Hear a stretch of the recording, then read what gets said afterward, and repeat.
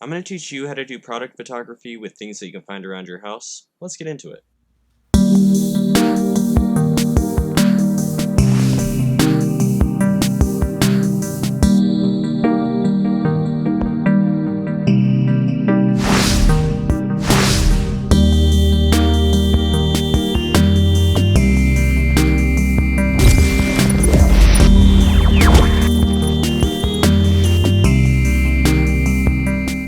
Hey guys, it's Sam. So today is going to be a great video because we're going to be looking into product photography. So a little backstory, I used to be a competitive yo-yoer and I was sponsored by two companies. So what I would do for these two companies is I would essentially promote their products on Instagram through videos or pictures. And this is kind of when I started getting into photography in the first place. So this is a super fun part of photography that you can get into. You can get really creative with it, and it's super cool. The goal of this video is to kind of show you how to do it with things that you can find around your house. So I will be using my iPhone, I will be using styrofoam to light the scene, and then for the actual scene I'm going to be using things such as a binder to make the background. So essentially what I'm going to start out with is a heater that I have, and it has a nice wood top, so that's going to be kind of a cool place to put all of the items. And then I'm going to have a license plate up against a black binder for kind of some background. And then I'm going to be putting the props up, and these are just the different things. They're all metallic and kind of similar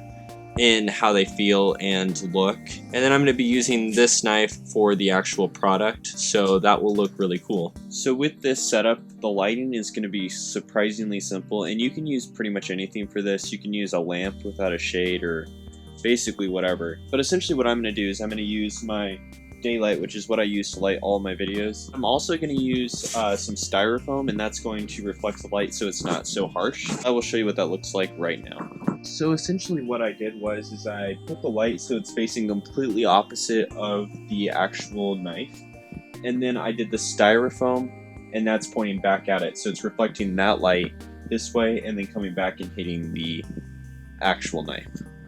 So this is how the picture turned out unedited, and I think it looks actually pretty cool just by itself.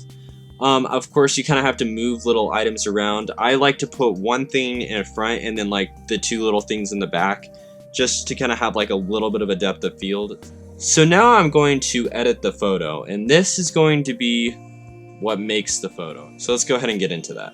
So I'm going to go directly into Polar Pro, the photo editor that I use. If you haven't seen the video of my overview of that, it's right up here, and I suggest that you look into it. It's a great editor for the price.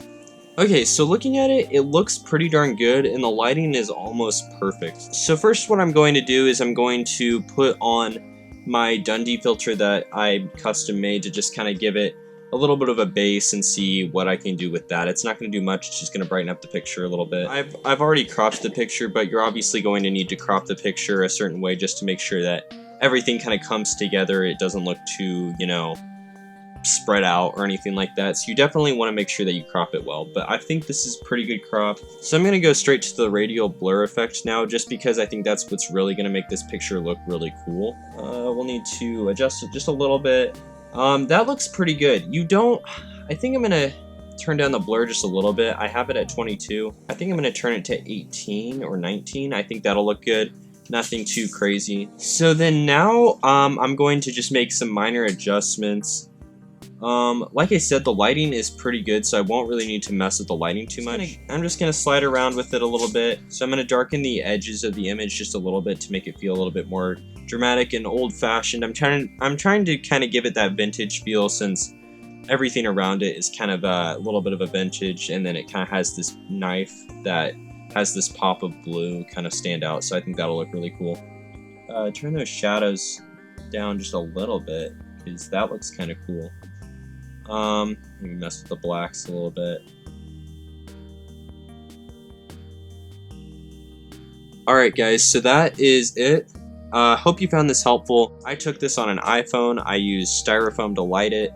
I just used things that I found around my house. Nothing special. I didn't go to the store and get a bunch of props. You just have to kind of get creative with it. There's never really a right way to do it, but that's how I would do it, and that's kind of how I would edit it. So yeah, that's kind of how I do that. There's plenty of other types of product photography that I can show you guys. I don't know if this is something you guys are into. but I hope you guys can at least pull out the iPhone and maybe take a picture of something. There's so many different things that you can do with product photography, so definitely look into it, try it out. I hope this was helpful. You know, there's not a whole lot that goes into it, really. You just bust out your phone, balance that light, put a few props up there, set up the scene, and you're good to go. So, if you liked this video, please like and subscribe if you would. That would be great. I did not think I was going to get this far, to be honest, starting out. So, really appreciate it. Yeah, and if you guys have anything that you would like to see, I will be putting out some more vlogs here pretty soon. I have finals week this week, so I'm kind of a little bit busy right now. But I'm hoping to be able to put a couple vlogs out here pretty soon. But if you want to see any other tutorials, I'll see if I can do anything for you. Right now I'm just kind of working with iPhone stuff, so if you want to see anything like that, I'll try my best to put out some good content. So anyway, thank you so much for watching, and I will see you in the next video. Goodbye.